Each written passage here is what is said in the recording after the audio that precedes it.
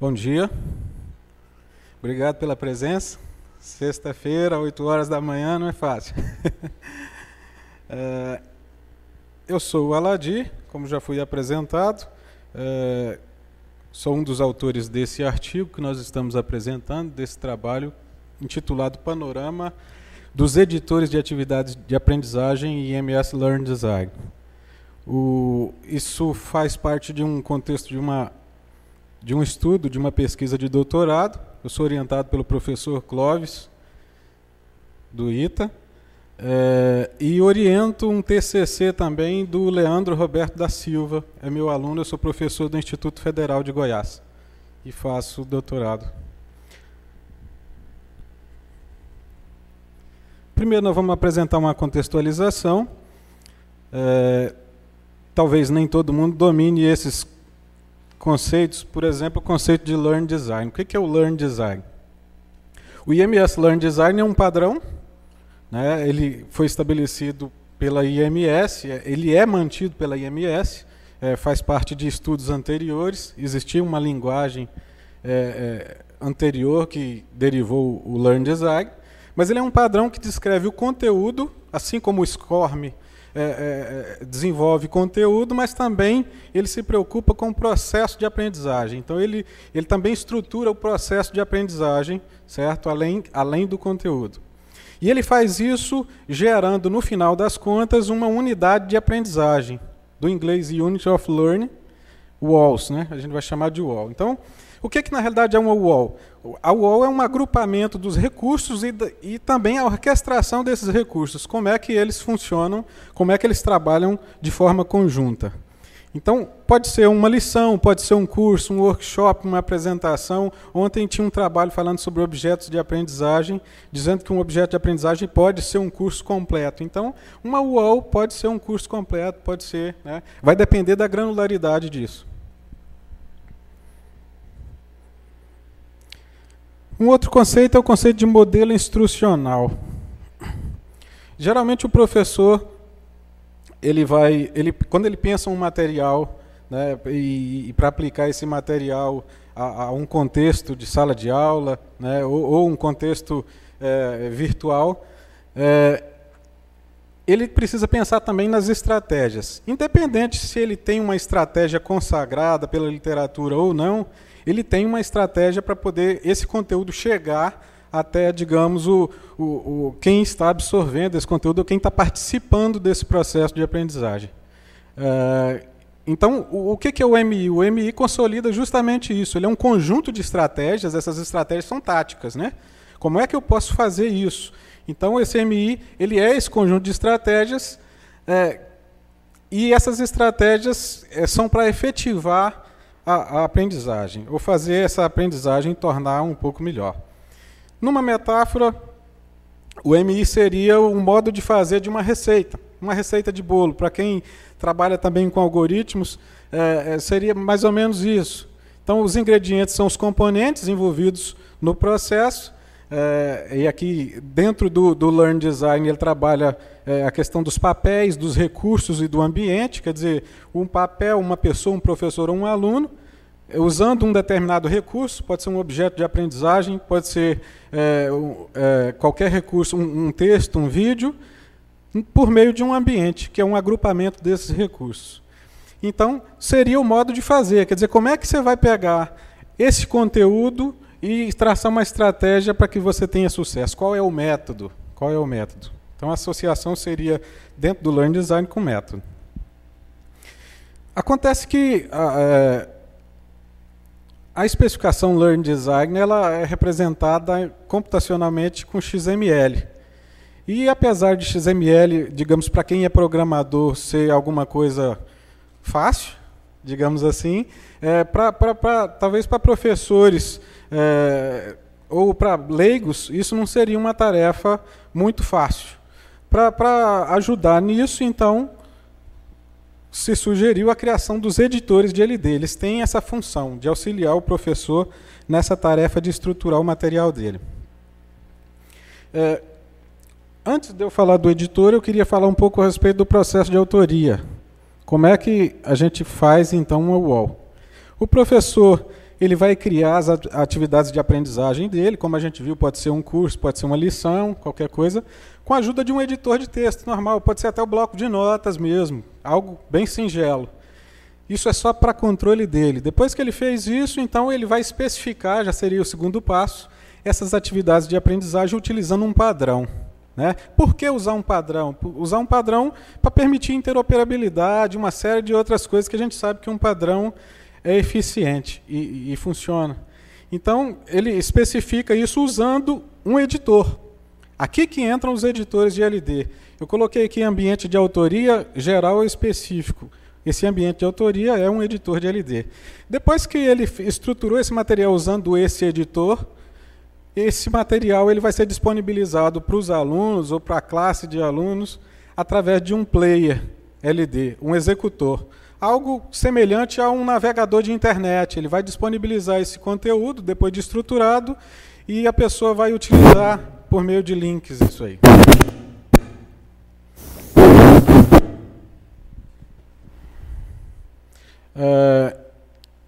Sendo que o player LD ele pode estar separadamente ou ele pode estar dentro de um ambiente AVA, né? Dentro de um Moodle, um ambiente virtual do TD e assim por diante.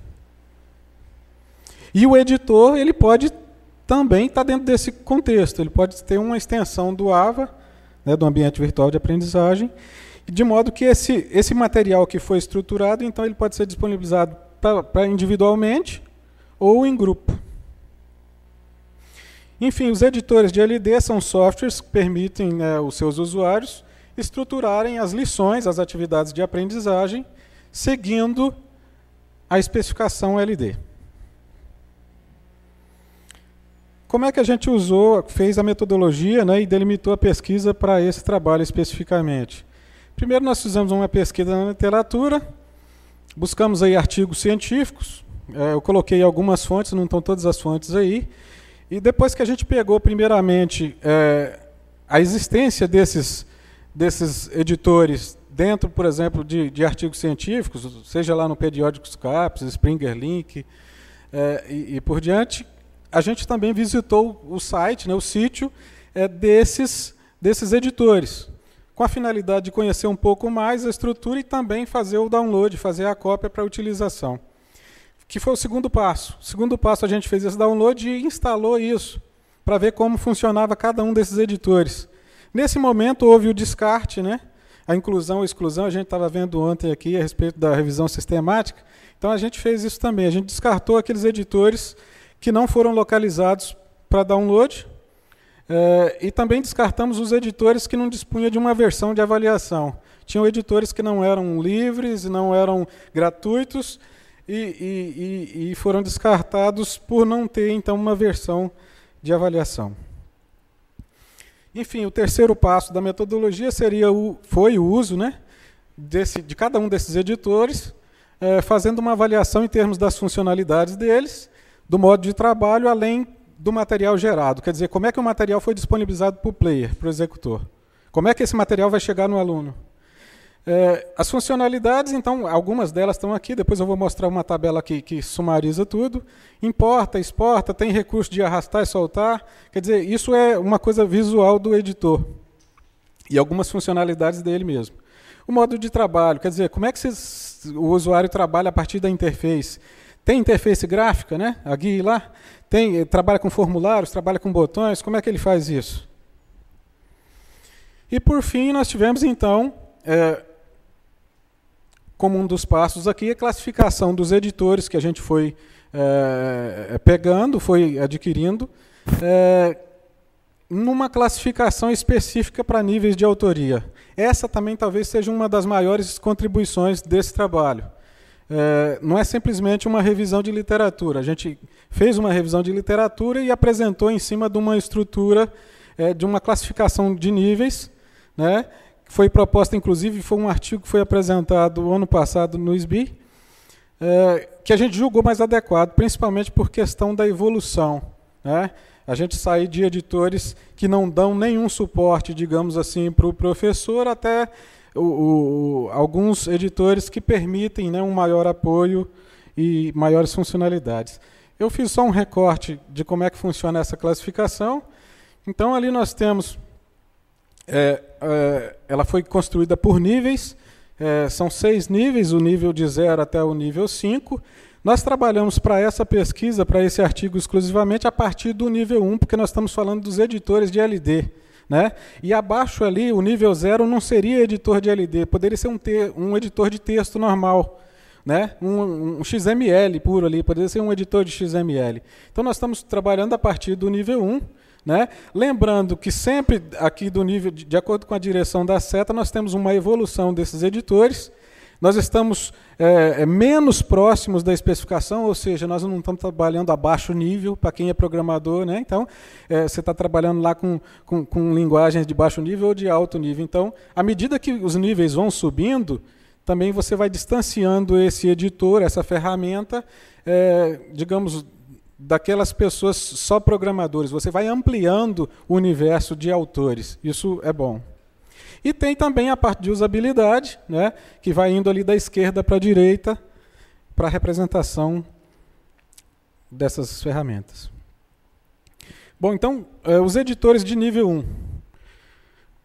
Durante essa nossa pesquisa, nós trabalhamos com 13 ferramentas e 7 delas eram do nível 1. Ou seja, a maioria dessas ferramentas estão configuradas nesse nível. Como é que funciona esse nível? Esse nível, chamado de editores genéricos ou editores de nível 1, eles são de propósito geral. Você consegue fazer qualquer coisa, digamos, em termos de estruturação de material didático, até mesmo porque na especificação Learn Design, ela preconiza que você pode estabelecer qualquer técnica pedagógica e ela consegue trabalhar com isso. Ela é neutra pedagogicamente. Isso são palavras dos próprios criadores da especificação.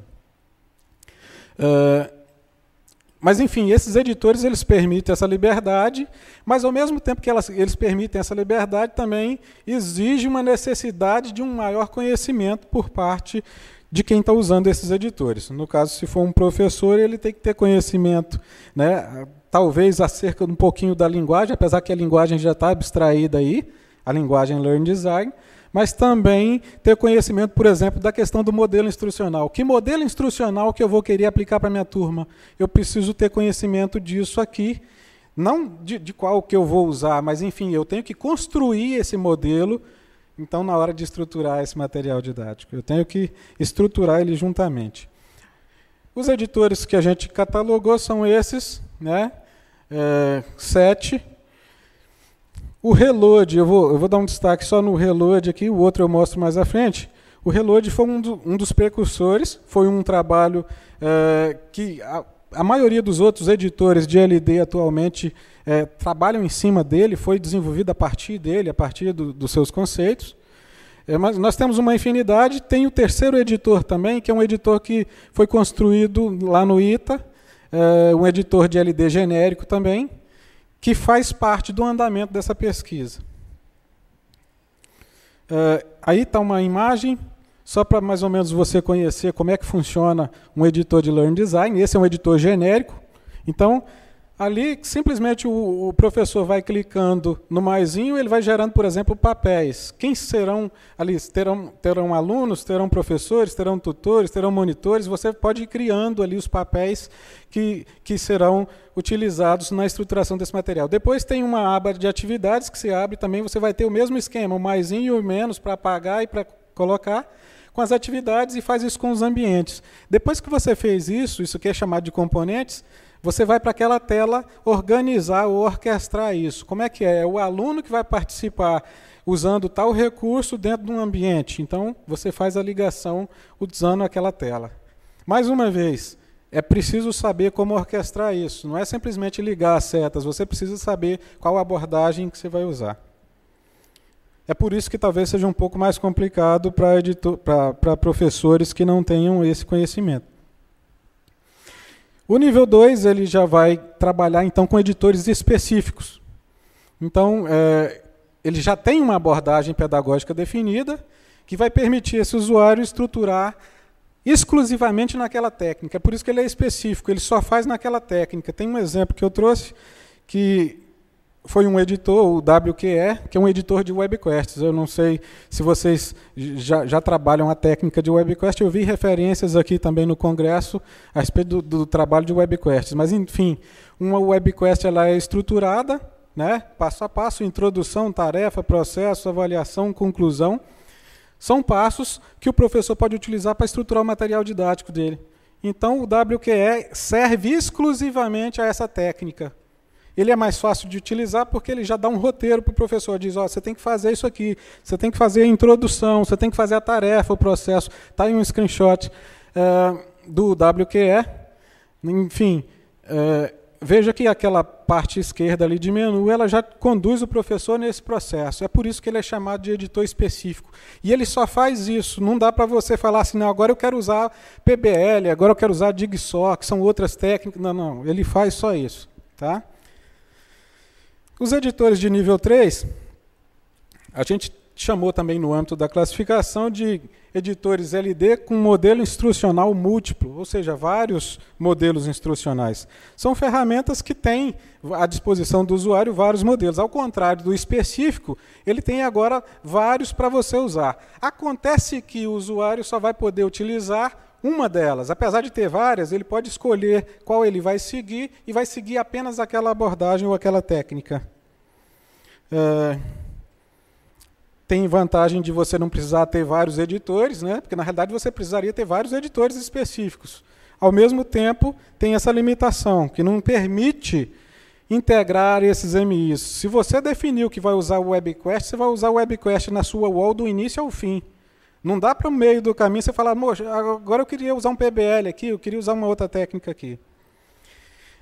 Um representante do nível 3 é o Recourse, também é bastante conhecido.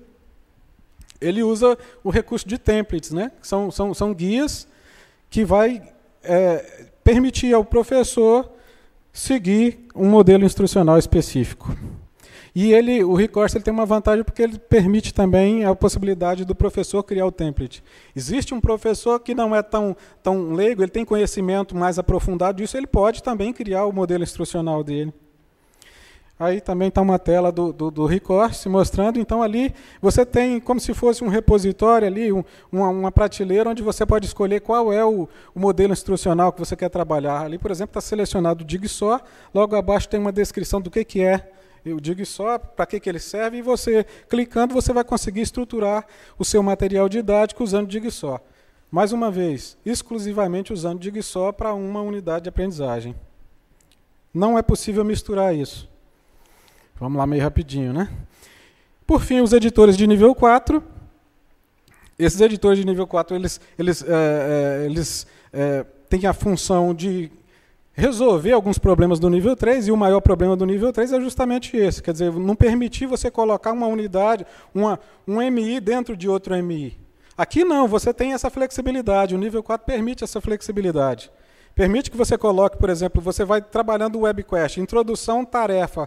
Opa, tarefa, eu quero usar PBL. Você pode usar PBL dentro da etapa de tarefa de WebQuest. Eu estou colocando um dentro do outro, estou fazendo composição de modelos instrucionais. O nível 4 permite fazer isso, então tem flexibilidade. Tem 3 representantes, o Collage, o LANS e o OpenGLM Prolix. A tela tem uma tela para mostrar como é que funciona isso. Veja que ele tem uma interface gráfica ali, como se fosse um diagrama, e o professor ele vai fazer esse diagrama, ele vai seguindo com essas setas, né, fazendo isso. Acontece também que, dentro especificamente do Prolix, se você quiser incluir um outro modelo instrucional, o que você tem que fazer? Você vai selecionar onde você quer colocar, logo à direita embaixo, não sei se está dando para ler, mas só para localizar, ali tem os modelos instrucionais disponíveis, você seleciona um, arrasta, joga dentro daquela área, ele vai carregar todo o fluxo para lá. Aí precisa que o professor faça a reestruturação do fluxo. Precisa tirar a setinha que estava indo para o final, ali é início e fim, né? E fazer essas novas ligações. E, por fim, o último nível da classificação são os editores de nível 5, que, além de tudo isso, eles são flexíveis. aumenta a flexibilidade, e a flexibilidade que a gente trata aqui, algumas coisas são, primeiro, a questão de editores personalizados. Você pode ter um editor de WebQuest que é personalizado para WebQuest, você pode ter um editor personalizado para Jigsaw, para PBL e assim por diante. Você tem controle de usuários, o que cada usuário pode fazer, estabelece grupos de usuários, né? Além de outras coisas. E um representante desse modelo, desse nível, é esse modelo que, inclusive, faz parte da nossa tese de doutorado. Nós estamos propugnando que isso vai resolver todos os problemas dos editores de nível 4, então, desenvolvendo aí esse IME. Esse aqui é um esboço, só para mostrar que existem algumas etapas, né, do IME. Então tem a etapa de construção, onde o professor, ou no caso aqui a gente estabeleceu alguns grupos de usuário, permite fazer a construção do MI. Depois permite-se editar esse MI. O MI, mais uma vez, é o que estrutura a técnica pedagógica. Por fim, tem a execução, que seria o uso desse editor que foi criado, seguindo aquela técnica, e a distribuição seria o uso desse editor para poder fazer disponibilização do material didático em Learn Design. Então ele trabalha com alguns padrões, ele pode trabalhar com vários padrões, né? Aqui está representando simplesmente o Learn Design, que é o que nós estamos trabalhando. Foi criada ali uma linguagem de modelos instrucionais e um conversor de LD para MI e de MI para LD. Com isso, ele permite fazer tudo que, digamos assim, os editores de nível 4 faziam com mais flexibilidade, além do que permite também não alterar os executores de Learn Design. Quer dizer, eu vou usar uma mesma plataforma que eu já tenho, que é conhecida, e vou dar flexibilidade para o professor. Enfim, ele está em experimentação, em fase de testes, mas o professor ele pode criar então os MIs dele, pode fazer a inclusão do MI a partir de outro MI, juntar esses MIs, que são os modelos instrucionais, pode exportar, pode importar.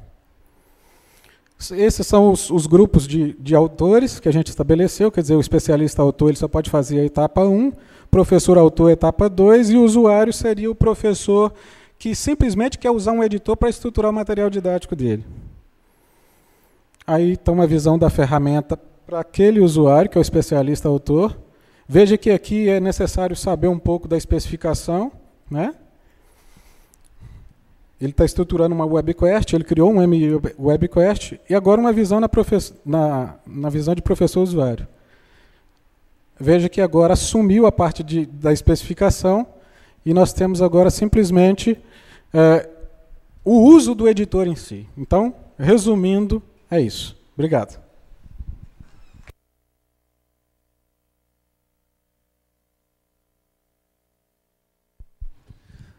Perguntas? Uma pergunta? Vou fazer uma pergunta, então. O editor de WebQuests, ele também está incluído como parte do seu trabalho de tese? E, se sim, ele considera aspectos de gamificação a serem incluídos nas atividades? Como funciona isso? Obrigado pela pergunta.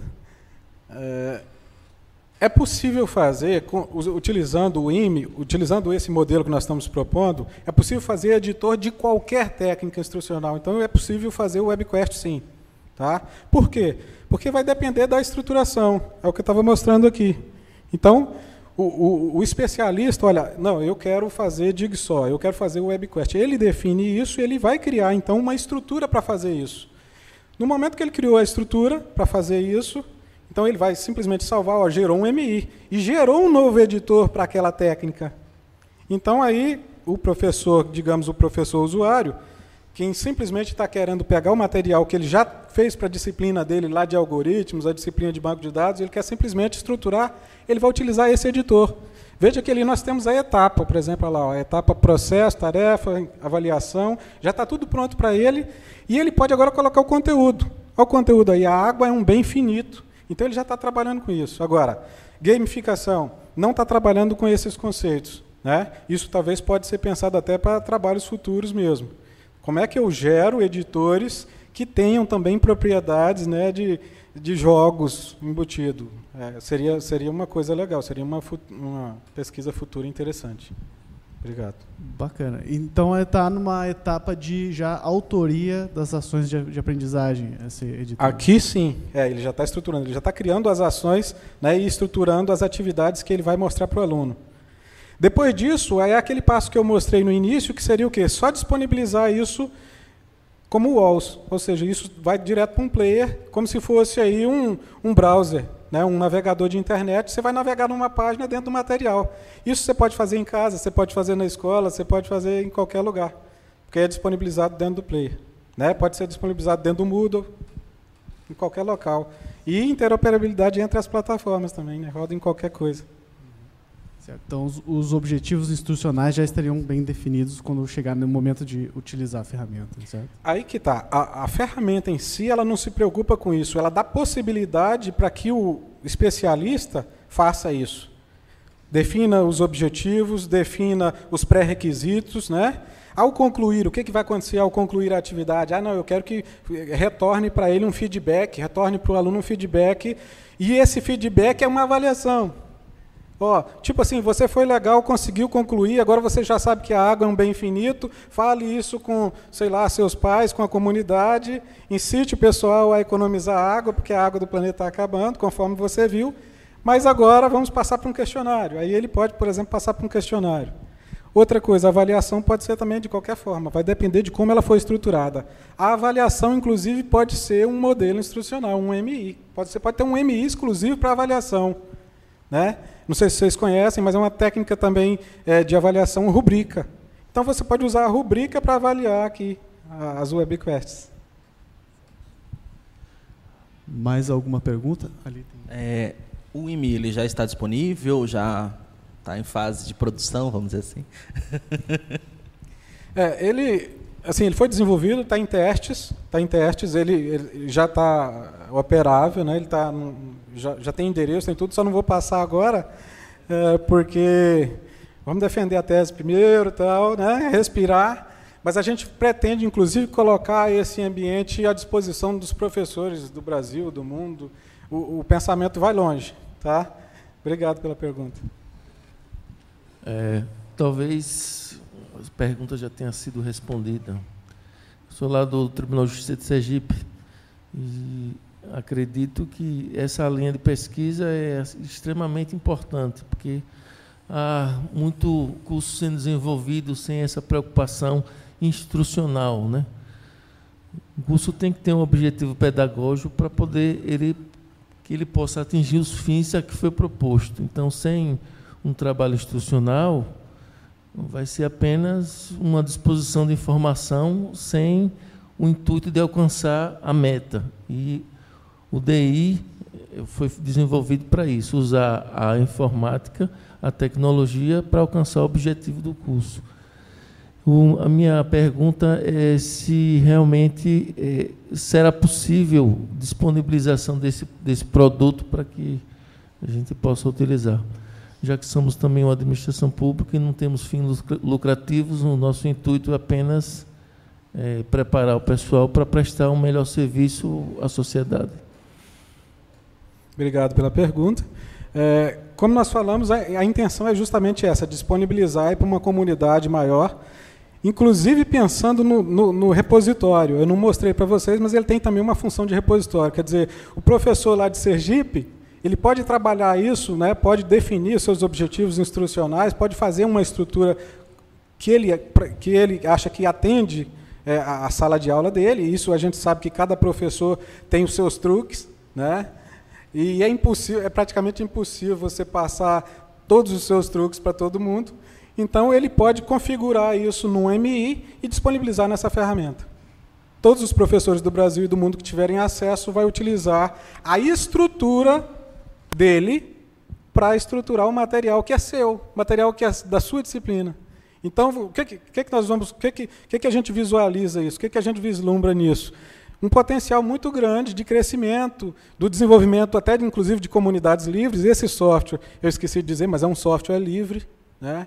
Ele tem código-fonte aberto, então isso é disponibilizado. vai ser disponibilizado, não está agora ainda. E a intenção é essa, é de ampliar, deixar essa ferramenta para uso. No desenvolvimento em si, é aquela sua pergunta, a gente não se preocupou com isso. Com a questão de, por exemplo, como é que o professor vai trabalhar com isso em sala?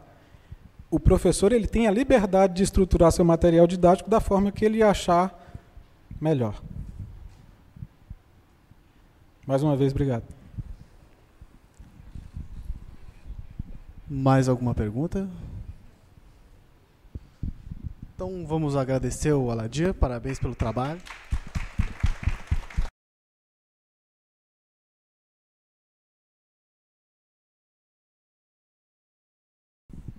Bom dia. Bem, então o trabalho é esse, né? Smile BR, aplicação de conceitos de gamificação em um ambiente de aprendizagem baseado em questionamento. Na verdade, esse é um projeto que a gente dá uma continuidade, é um complemento de um outro projeto, tá? Que daqui a pouco eu vou explicar, que é o Smile. E ele está sendo desenvolvido na URGS, né? Estou fazendo doutorado na URGS, só que é um dia inter lá na UFMA, né? Eu sou professor da UFMA e o Eliseu é o meu orientador, tá? Na URGS. Aqui o roteiro, né, que nós vamos seguir, tá? Falar um pouquinho do contexto de motivação, da fundamentação, né, que segue a questão aí da aprendizagem baseada em questionamento, a gamificação também. E falando um pouco de gamificação, nós temos que falar de colaboração e competição, né? Um pouquinho, rapidamente também, mas é importante citar. A justificativa, o objetivo, aí sim a gente entra no Smile BR, né, qual é a nossa proposta, com as conclusões e as referências. Bem, então, o maior número de instituições estão preocupadas cada vez mais em melhorar, né, os seus ambientes de aprendizagem, as suas plataformas, né, os seus ambientes virtuais, né, então diversas abordagens estão sendo utilizadas para isso, para que você possa melhorar, engajar mais os alunos, motivar mais os alunos a estarem fazendo as atividades, né, realizar as atividades no ambiente virtual.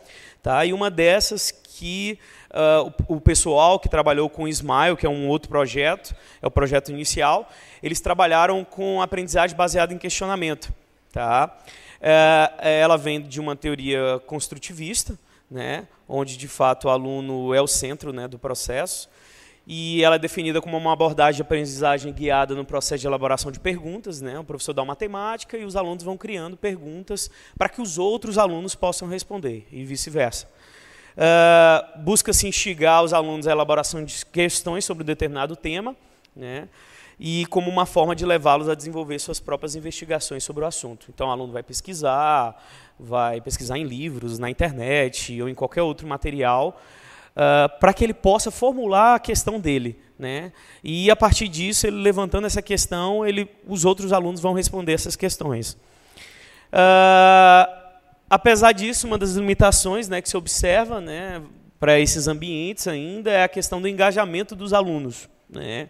E o foco, quando a gente fala de gamificação, nós temos que falar de engajamento, nós temos que falar de motivação, né, que é um dos problemas. Principalmente hoje que nós temos um público que já nasce com um tablet na mão, né, cada vez mais.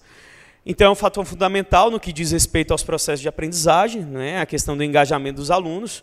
Uma perspectiva que trata isso, incorpora mecânicas de jogos, a softwares, né, de diversas áreas, vem ganhando força, que é a gamificação. Gamification em inglês. Até existem ainda na literatura brasileira, na pouca literatura ainda brasileira, sobre essa questão. Alguns chamam de ludificação, né, tratam a questão da tradução, né, de gamificação. Mas, de fato, até colocando aqui meu ponto de vista, eu não vejo muito como uma ludificação por conta que não necessariamente eu preciso ter alguma coisa lúdica dentro da gamificação, né? E para a gente entender melhor isso, até o que eu estou falando aqui, a gamificação, de fato, é você inserir elementos de jogos, mecânicas de jogos em ambientes não jogos. Tá? Eu posso pegar, por exemplo, tem um exemplo de uma choperia em Copenhague, que eles criaram um placar num telão, e nesse placar lá no telão tinha o número de cada mesa e o ranking de cada mesa, quem consumia mais chopp na mesa, né? Conforme você puxava lá, na mesa já tinha o sistema, né, que já depositava o chopp. Então você pode usar em qualquer ambiente, isso é gamificação. Tá? Não preciso ter um ambiente com ilustrações, com vídeos. Tá? E posso pegar qualquer outro exemplo. Né? A questão das milhas, das companhias aéreas, sistemas de pontuação, isso aí já existe há muito tempo. E também não é um jogo, né? Deixando claro, falei da ilustração e tudo mais, mas também não é um jogo. Bem, define o conceito, o Aldrich aí define o conceito como a utilização de elementos de jogos no desenvolvimento de outros artefatos, né? Buscando maior motivação e engajamento dos usuários, já falamos disso. A questão da mecânica, estética e raciocínio correntes nos jogos, né? Como forma de engajar as pessoas e conduzi-las, de fato, para que elas estejam mais motivadas na solução de problemas, né, e promova, de fato, os processos de aprendizagem com isso, né, já que os alunos participam mais, consequentemente, eu tenho mais contribuições, consequentemente, eu tenho mais produção do conhecimento. Né, é bem provável que aconteça isso. Bem, nós analisamos, na verdade, no trabalho, vários autores que tratam, principalmente os grandes autores aí, fizemos algumas buscas no Spring, ACM, entre outras bases, e 3E, e vários autores tratam a questão da gamificação de uma forma, claro que todos vão mais ou menos no mesmo sentido. Tá? Mas nós procuramos nesse trabalho justamente avaliar qual a melhor forma de gamificar, né? Quem são os autores que falam de gamificação e como eles falam que essa gamificação deva ser dentro de um ambiente. Tá? Então, nós procuramos avaliar isso. Né? E um ciclo de gamificação, né, dos autores que estão ali abaixo, né, onde eu tenho um desafio, eu tenho que ter uma condição de vitória, eu tenho que ter recompensas, quadro de líderes, a questão dos emblemas, né, que podem ser títulos também, emblemas, medalhas. Questão social, né, de estar na rede social e isso está envolvido com os status também. E eu recomeço, né, novos desafios vão sendo lançados, condições de vitórias, recompensas. Tá? Isso é uma visão desses autores. Então, a maioria dos autores que nós pesquisamos foi pesquisado nessas bases com um termo principalmente gamificação, isoladamente, depois gamificação com educação, né, ou ambientes gamificados também. Nós vimos que a maioria deles tratam principalmente esses itens, né, como emblemas, níveis, quadros de lideranças, metas e pontos, tá, como pontos-chave para você gamificar, para você trabalhar com a gamificação. Né? Então, eu preciso ter esses elementos, não vou me aprofundar muito neles, porque eu vou mostrar a abordagem que nós escolhemos para não consumir muito tempo, o tempo é muito curto para isso. Então, a maioria deles seguem esses itens. A BLAP, né, da gamificação, que é uma outra proposta também, que trata a questão badges, leaderboards, aí o achievements e points também, né, emblemas, quadros de líderes, conquistas e pontos, de Nicholson aí, tá? Ele também trata esses pontos. Então, nós temos várias abordagens. Daqui a pouco eu falo sobre a abordagem que nós adotamos, tá? E por que também, né? Bem, falando um pouquinho de colaboração, tá? Eu vou falar quando a gente entrar na parte do nosso ambiente mesmo, no Smile BR, sobre a visão que nós adotamos de gamificação. Colaboração, né? Dando a citação de Vygotsky aí, né, o desenvolvimento intelectual é alcançado quando os aprendiz são envolvidos, né, de fato, envolvimento, e a questão da interação, né, um com o outro. Então, de fato, o ambiente permite isso, o Smile BR, porque você tem uma interação entre os alunos e professores, e o tempo todo você tem essa colaboração. E o envolvimento, né, que a gamificação tenta dar. Bem, Gokali aí, a aprendizagem colaborativa promove o desenvolvimento de pensamento crítico por meio da discussão, né, da explicação de ideias e avaliação das ideias dos outros. Né? Muitas vezes um aluno pode ter formulado uma questão e outro aluno uma questão parecida, só que ele acrescentou mais informações, né, que aprimorou o contexto ali, né, e isso tem um ganho no processo de ensino-aprendizagem. A questão da competição, tenho que citar, né, que alguns educadores são contrários à questão das práticas competitivas, né, e muitas vezes com razão, né, mas algumas pesquisas mostram que depende da forma como você trata a questão da competição. Né? É a mesma coisa de cursos de... Hoje em dia está acabando um pouco do preconceito dos cursos à distância, né? Mas acontece ainda, né?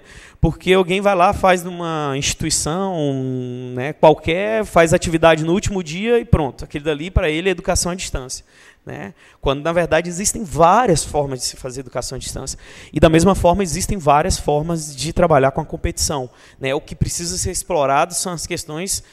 como, na verdade, a metodologia que vai ser usada ali para você usar a competição. Né? E isso é importante. Então, competições amistosas, o Burguilho aí, que lançou um artigo recente, quem quiser pesquisar, né, ir atrás, bem legal, né, que ele trata a aprendizagem baseada em competição. Tá? Envolve a questão do game também. Então ele fala de competições amistosas, né? Então ele dá sempre esse termo. Ele pesquisou por 10 anos. Na verdade, em 5 anos ele não usou a questão da competição. Em 5 anos, nos últimos 5 anos, ele utilizou itens de competição, né? Recursos de competição lá dentro, e ele viu que de fato isso aprimorou a motivação e o engajamento dos usuários. Né? Então, promoveu melhorias no desempenho de um grupo de estudantes em um curso de programação, né, contemplando também estudantes com diferentes estilos de aprendizagem. Né? Até me assustei, na verdade, quando eu li esse trabalho, porque foi uma pesquisa de 10 anos. Tá? Edgar, falando ainda de competição, né, para fazer uma quebra aqui, né, então destaca que a competição pode ser saudável ou destrutiva. Do mesmo modo, a colaboração pode ser positiva ou negativa. Né? Tudo depende do contexto e da forma de condução, tá? Das atividades em que os alunos são levados a competir e colaborar. Né? É aquela ideia de não rotular. Porque tem competição, vou rotular que isso, o aluno que está lá no final, por exemplo, em um ranking, ele vai estar desmotivado. Né? Vai depender muito de como você mostra esse ranking, vai depender muito de como você conduz ali tudo.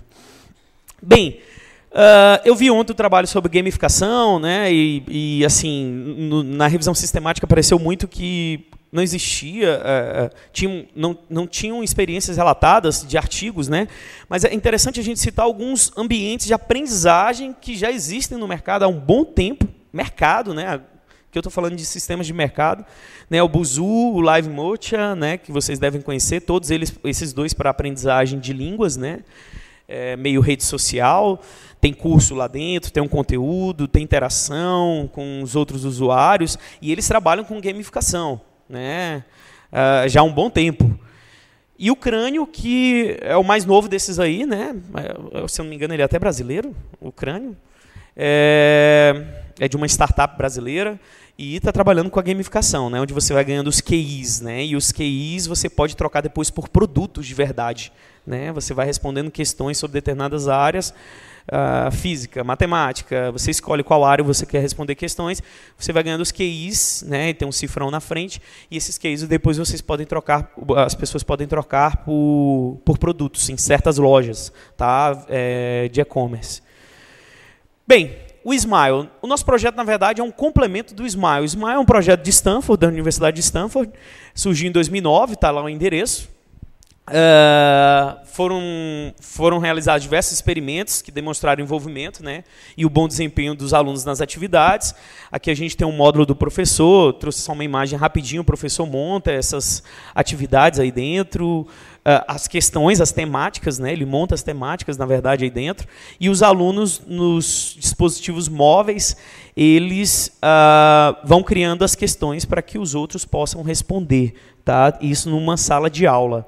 Tá, aqui tem a questão já para o outro aluno responder e avaliar. Né? Tem uma votaçãozinha aí. Eles aplicaram esse projeto em mais de 20 países. Né? Como sempre, eles têm muito recurso. Né? E conseguiram viajar por vários países, até onde, na verdade, que é o propósito deles, tinham dificuldade de acesso à conexão, porque o ambiente deles roda local, né? Eles montam um servidor local para que o Smile funcione, né? O professor consiga montar as atividades.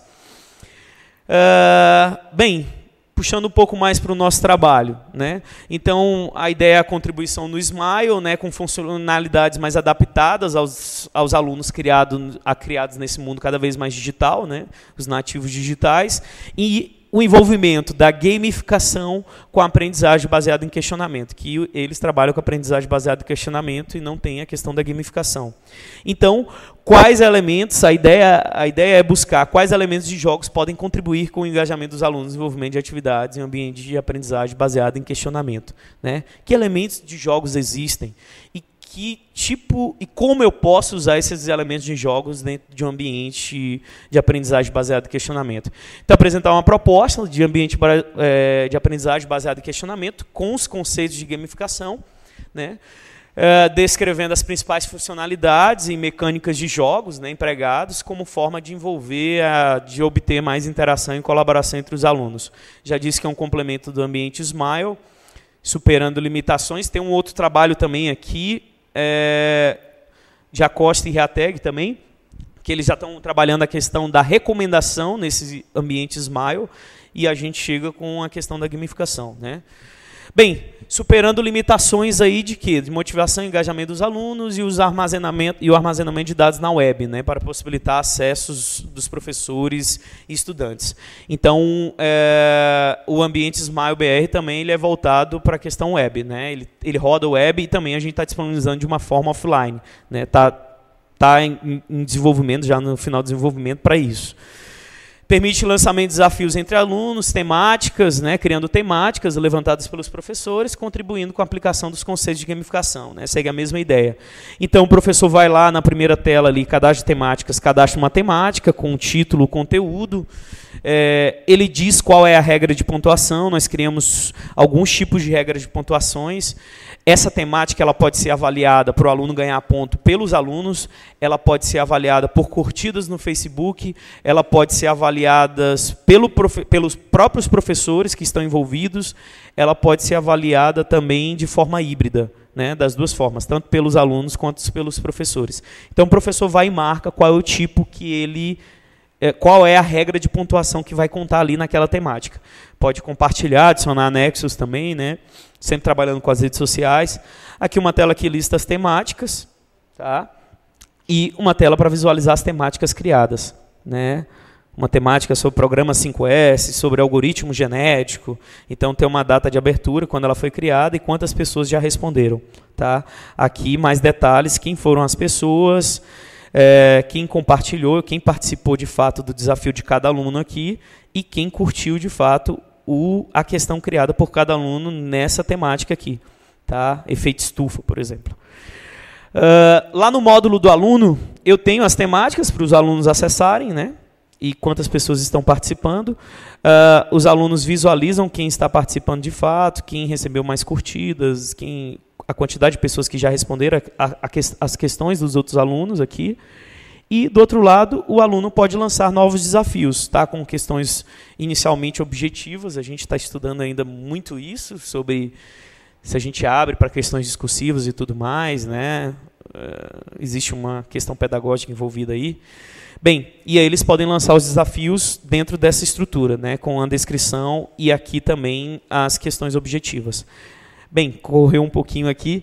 Bem, aí eu tenho... a visão que nós adotamos foi um pouco mais do que emblemas, níveis, que foi amostrado lá, né? Uma questão de trabalhar não com recompensas extrínsecas, tá? Se você desenvolver um ambiente gamificado para que o aluno fique lá só por conta dos pontos, tá? Isso pode desmotivá-lo em certos momentos. Tá?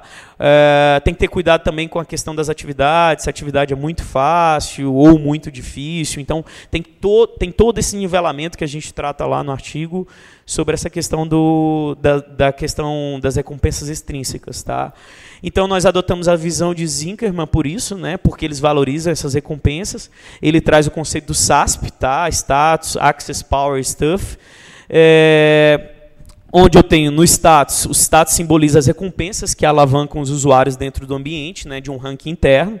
Tá? Então, vai mostrar de fato quem está na frente ali ou não. Claro que a gente adotou não mostrar os últimos, só mostram os primeiros, de fato, e a posição de cada um. Então, no status, você tem essa questão de alavancar o usuário dentro de um ranking, né, que permite que outros estudantes vejam progresso, uma barra de progresso também, emblemas, moedas virtuais, medalhas, títulos. Né. A questão do acesso, do access, né, significa a entrada privilegiada a partes internas ou externas do ambiente, a quais outros estudantes não teriam acesso. Então, conforme ele vai ganhando mais pontos, ele atinge um nível, ele pode ter acessos a funcionalidades que antes não tinha e que outros alunos não têm. Poder, né? A questão da possibilidade de ter algum controle do ambiente ou sobre outros jogadores também, ele ser um moderador de um fórum, por exemplo, e isso necessariamente vai acontecendo de forma natural, né? Sem que você fique em cima de um ranking, de pontuação apenas. O aluno, conforme ele vai ganhando pontos, ele vai tendo acesso a novas áreas, ele vai tendo poder sobre o ambiente, né? Tendo acesso a determinadas funcionalidades, ou até sendo moderador de um fórum, por exemplo, né? E as coisas, né? Que geralmente são objetos cujo valor real é conhecido, e aqui a gente vai explicar como é que a gente fez rapidinho. Então, essas aqui são as telas que foram criadas, né, do sistema. Essa aqui é da participação do desafio, no qual o aluno participa do desafio, não vou me prender muito a ela, ele vai responder lá ao desafio lançado por outro aluno, né? Aqui tem os anexos, a quantidade de curtidas no Facebook também. Aqui sim a gente trata já a questão do status. Está ali embaixo, status. Eu estou relacionando essas telas com o conceito do Zuckerman, né? E aqui eu tenho a questão do status. Então, no perfil do aluno, eu tenho uma estrutura onde eu tenho uma barra de progresso, eu tenho a experiência desse aluno em pontos, eu tenho a posição desse aluno pelas avaliações dos alunos, dos professores e de curtidas. Então, eu tenho uma perspectiva bem geral para não prender muito a só um ranking, apenas um ranking. Tá? Que eu tenho um ranking aqui, mas para não ficar preso a isso. Né? O aluno, não, eu posso estar ruim ali nas curtidas no Facebook ou na avaliação do professor, mas eu estou muito bem na avaliação dos outros alunos. Tá? Então, eu dou mais perspectivas para que eu possa evitar, de fato, esse aluno desmotivar. Né? Então, tem uma questão do status, experiência, um ranking com 3 visões aí. Aqui eu tenho um ranking normal, a diferença é que eu tenho só os 4, 5 primeiros sendo apresentados, e a posição do aluno, eu não mostro quem é o último, eu não fico apresentando isso não é legal, né, pelo que a gente levantou na literatura. Eu tenho um filtro aqui que eu posso ver pelos alunos, pelos professores, agora de forma geral, né, e as curtidas também. Então, a questão do status. A questão do acesso e do poder, né, correndo aqui um pouco. Eu tenho as minhas recompensas, os alunos vão ver as recompensas que eles ganharam. Por que acesso e poder? Porque nessas recompensas, por exemplo, se vocês visualizarem aqui, você alcançou 100 pontos. Né? Foi liberada a divulgação dos seus resultados no Google+. Você alcançou 200 pontos. Foi liberada a divulgação dos seus resultados no Twitter. 400 pontos. Né? Possibilidade de avaliar discursivamente uma contribuição de um outro aluno, ou uma questão de outro aluno. Então, ele tem acesso a novas funcionalidades, ele também tem poder sobre outros alunos, sobre determinadas áreas. Tá? Então, os 2 itens que Zuckerman citou. E o último são as coisas. Né? Lá falou em bens materiais e tudo mais, objetos. Aqui, nós puxamos para a educação, objetos de aprendizagem. Né? Então, o professor, quando vai criar a temática, ele recomenda alguns links de livros, de vídeos, de objetos de aprendizagem, que vão ser indicados aos alunos, se eles alcançarem determinados níveis, pontuações. Então, você ganhou um livro digital, por exemplo, indicação do livro no Google Escolar. Você ganhou um vídeo, indicação do vídeo no YouTube. Um vídeo relacionado àquela temática que ele estava participando, que o professor indicou lá no cadastro da temática. Tá? Então, as coisas estão relacionadas aí. Bem, contribuições. Então, a combinação dos conceitos educacionais, da aprendizagem baseada em questionamento, com a gamificação, ora aqui de uma forma inicialmente teórica, nesse sentido, mas pegando essas visões dos vários autores, aqui nós focamos só na do Zuckerman, né, alinhada à teoria construtivista. Ampliação do projeto Smile, né, através de um ambiente com recursos, né, de fato, que visam motivar e engajar os alunos, né, nas atividades propostas. No ano que vem, nós vamos apresentar esse trabalho até para o pessoal lá de Stanford. Trabalhos futuros, né, novas funcionalidades, integrar com outras redes sociais também, a validações de fato no ensino fundamental e médio com um teste prático nessas turmas. Depois vão para outros níveis. Né.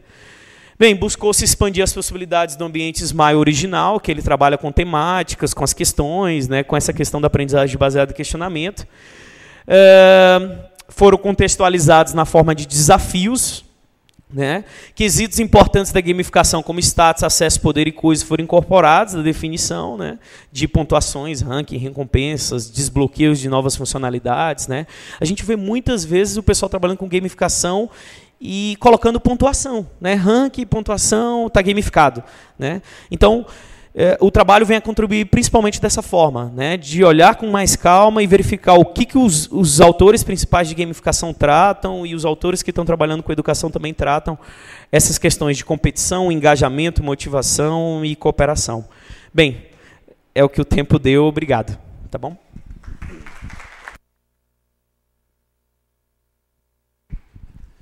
Perguntas? Só está meio inibido para fazer a primeira pergunta, então eu vou fazer para desinibir um pouquinho, até para demonstrar um pouquinho do meu desconhecimento. Você mencionou aprendizagem baseada em questionamento, certo? Você considerou aprendizagem baseada em problemas e gostaria que você destacasse as principais diferenças entre um e outro. Excelente a pergunta. Olha só, na verdade, na literatura existe a aprendizagem baseada em investigação, em questionamento, em casos, aprendizagem baseada em projetos, em problemas, né, em desafios. Tá? Existe, na verdade, na literatura, nós estamos fazendo um artigo sobre isso agora, porque vai servir para a tese, tanto minha, do Otávio, que está lá na URGS.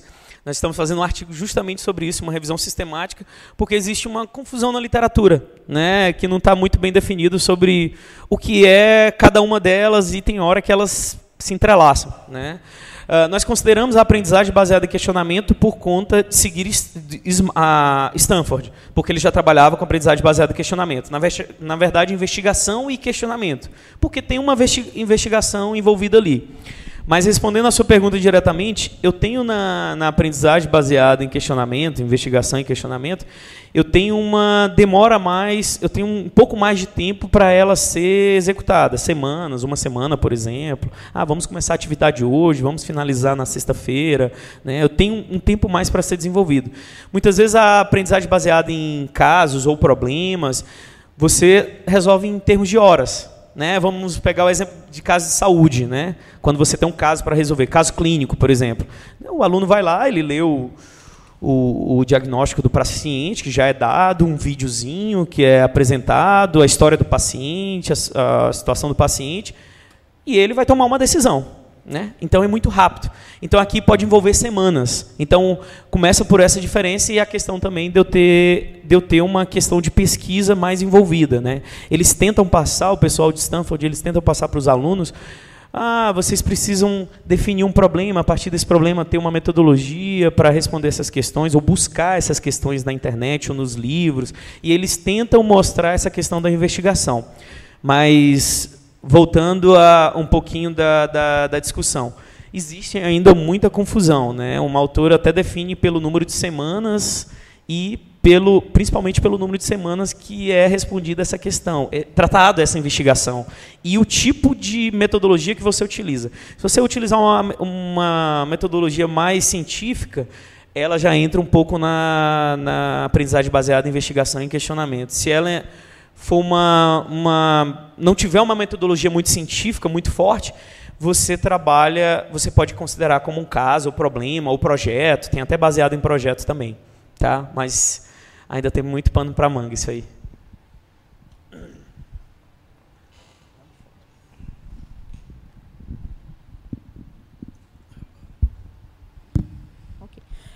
Parabéns, Rômulo, pela sua apresentação. Obrigado. Qual é a linguagem que tu colocaste antes, que vocês estão desenvolvendo a versão offline e a versão mobile, né? Qual é a linguagem que vocês utilizam? Olha, eu trabalho lá na UnaSUS, eu sou professor da UFMA e também sou coordenador de tecnologia da UnaSUS, a Universidade Aberta do SUS. Então a gente está com um know-how bem grande na área de HTML5, tá? A gente já tem 5, 6 aplicativos aí na loja do Google e estamos lançando para o iOS também. Então, nós estamos trabalhando com HTML5 para todas as versões, na verdade, né? A diferença é que eu salvo local, na offline, tá? No banco local. e HTML5, JavaScript, o CSS, né, no lado do aplicativo mesmo. Não estamos usando nativo, nem no Android, nem no iOS. Nós usamos o PhoneGap como framework para você colocar essa aplicação lá no celular, né, no smartphone. E do outro lado, nós temos o back-end em PHP. E ele faz essa comunicação via JSON. Tá? Ele manda os dados, o JavaScript manda para o PHP, tipo uma API. Esse PHP vai registrando o banco quando é online. Né? Offline, ele fica registrando localmente mesmo. Tá?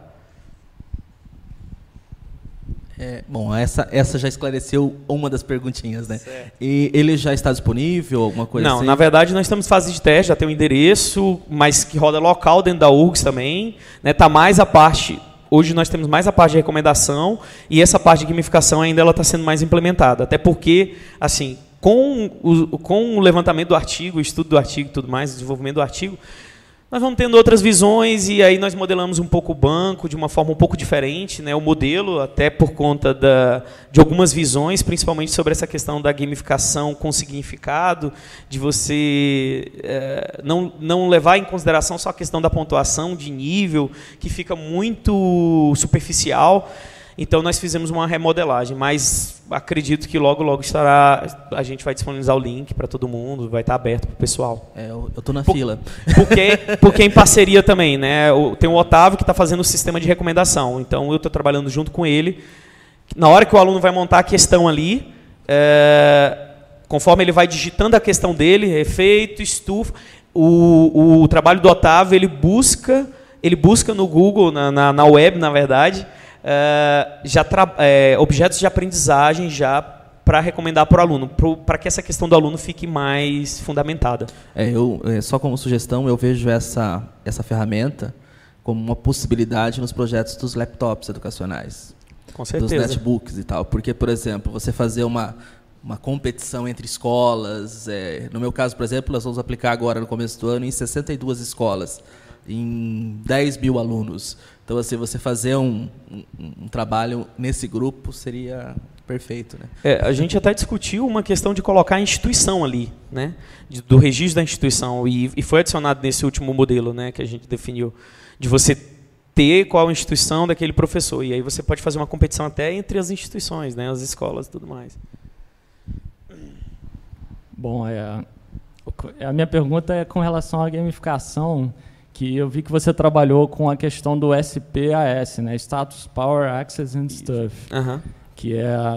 Mas aí, com relação à parte de Stuff, você colocou ali algumas coisas, né, de vídeos que... Né? Objetos de aprendizagem, vídeos, artigos. A pergunta é exatamente essa, seria quais tipos de recompensas ou de Stuff, né, que o aluno poderia ganhar aí, ou obter com... Vocês previram isso? Na verdade, o que está até agora desenhado é a questão dos objetos de aprendizagem, que o professor indica na temática, tá? Para não envolver questões de custos, né? Porque nós poderíamos muito bem abrir lá, sei lá, o aluno responder, ele vai ganhar uma viagem para Cancún, ou vai ganhar uma viagem para o congresso, né? Para um determinado congresso. Então, ficaria inviável. E nós chegamos à conclusão que, não, vamos recomendar objetos de aprendizagem que o professor ele já vai definir aqui. E aí fica uma ideia legal. Como o Google Escolar, por exemplo, tem livros abertos, né, para você ler, então ele ganha uma recomendação de um livro, de um vídeo, que outros alunos, que são complementares, mas que outros alunos que não alcançaram aquele nível não terão acesso. Né, mais ou menos assim. Mas é muito por conta do custo, né, porque seria legal, né, poder dar um produto, trocar um produto, sei lá, né. Seria interessante. Bom, então quem tiver mais dúvidas pode perguntar pessoalmente para o Rômulo. Tá o e-mail aí, né? Parabéns pelo trabalho.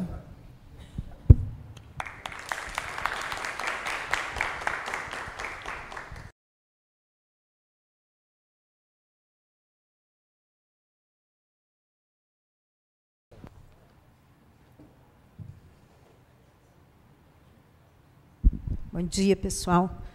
Sou Lúcia Baruch, professora associada da Fundação CCERJ, consórcio CEDERJ. O André também participou do paper. Então, eu vou apresentar o ELGOS, que é um sistema de apoio à governança de learning. Então, antes de falar do sistema, que na realidade a gente ainda está num protótipo inicial, eu vou falar sobre o conceito de governança em learning, que é uma coisa relativamente nova, embora minha tese de doutorado já tenha até um tempo. Então, passa. Vou falar da motivação, os objetivos, uma conceituação, trabalhos relacionados a esse, a metodologia que nós seguimos, um overview, né, uma visão geral do ELGORM e seu arcabouço conceitual, a especificação e implementação do sistema, né, que é o foco maior desse trabalho, o ELGOS, alguns resultados obtidos e conclusões e futuros trabalhos. Então, a gente sabe que está nessa transição da era industrial para a era do conhecimento, e o que está sendo valorizado mais agora é exatamente o conhecimento. Já se fala até num capitalismo cognitivo, e que está até sendo difícil você mensurar o valor do trabalho, porque antigamente, na era industrial, você trabalhava mais com as coisas tangíveis, a matéria-prima, trabalho assalariado, que gerava um produto. Hoje, o produto é muito mais uma ideia do que propriamente um sapato, uma calça. Então, vale mais a marca e o design do que o produto em si. Então, e uma das preocupações que temos, né, as empresas têm, as instituições, é exatamente desenvolver as habilidades críticas do trabalhador do conhecimento. Aí o e-learning, né, ele começou, né, inclusive eu estava na PUC, né, que meu doutorado foi feito na PUC, em 2000 a PUC estava começando com o Centro de Educação à Distância. E a gente viu a coisa se formando, né, como é que o e-learning foi se desenvolvendo, a educação à distância.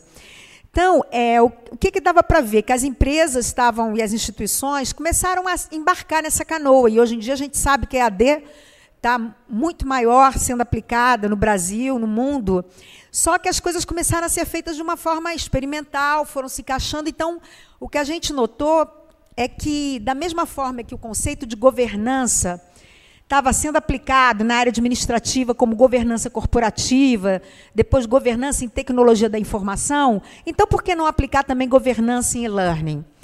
E aí a gente precisou definir esse conceito, né? E definir o conceito, definir um modelo de referência, que foi objeto da tese, o ELGORM, e uma ferramenta de apoio a esse modelo, a implementação das diretrizes desse modelo. Então, os objetivos eram definir, porque não existia, tá? Existia conceito de governança corporativa, governança em TI, mas governança em e-learning não. Então, eu vou falar na próxima adiante qual é o conceito. Então, nós estudamos, a partir da literatura, mapear os processos de learning, que até naquela época não estavam muito claros, né? Desde o planejamento até você controlar toda a execução e medir os resultados.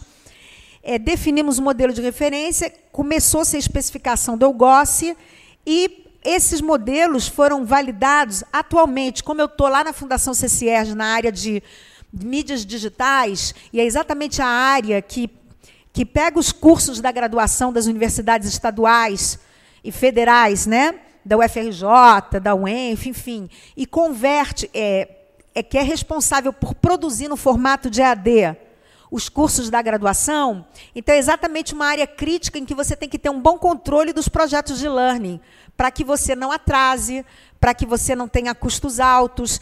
Aí nós retomamos essa análise do ELGOS para poder implementar. Bom, então, qual é o objetivo da governança de learning? Qualquer governança, ela vai sempre querer que você maximize os benefícios que vêm de qualquer iniciativa, exatamente para não ficar uma coisa desgovernada.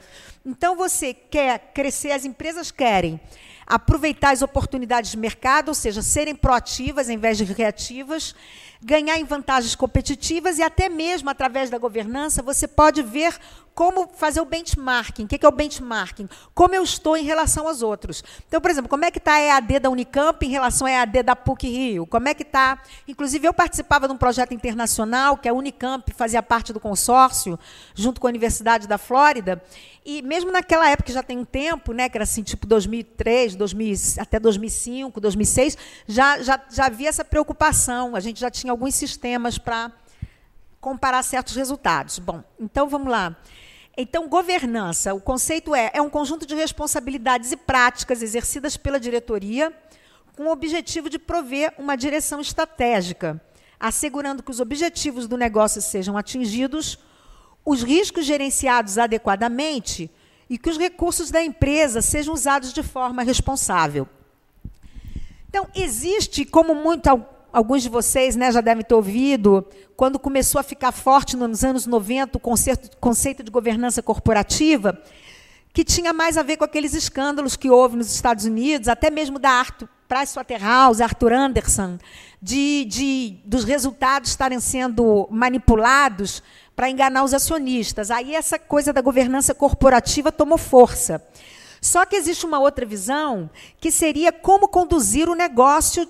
Quando eu falo negócio, não precisa ser necessariamente um negócio de empresa. Pode ser um negócio acadêmico, né? O negócio, o business, é a minha missão, aquilo que eu ofereço, né? Com a visão do cliente. Então, existe uma governança que seria exatamente de performance, de como eu agregar valor, como eu usar melhor os recursos que me são oferecidos para atingir a missão da instituição. Bom, então, o que seria um metamodelo de governança empresarial? Eu tenho os objetivos, eu preciso ter ferramentas de controle para dirigir as atividades da empresa, da instituição, usando os recursos e monitorando essas atividades, comparando com os objetivos que eu defini. Isso tem a ver com planejamento estratégico.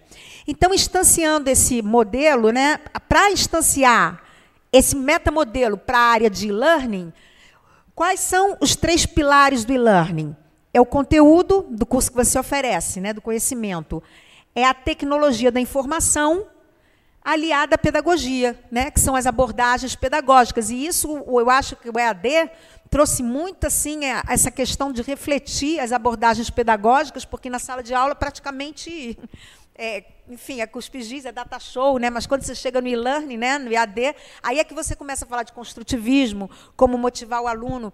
Bom, enfim, aí, como é que, aplicando o conceito de governança em learning, a gente tem os objetivos do cenário balanceado, né? Já devem ter ouvido falar da metodologia do Balanced Scorecards, que é exatamente para a partir do planejamento estratégico, você conduzir as atividades da empresa e garantir, monitorar os resultados e comparar com esses objetivos. Então, para a área de learning, você estaria controlando as atividades de aprendizado, que usam recursos pedagógicos, recursos de TI, recursos de conteúdo, e monitorando e comparando com os objetivos.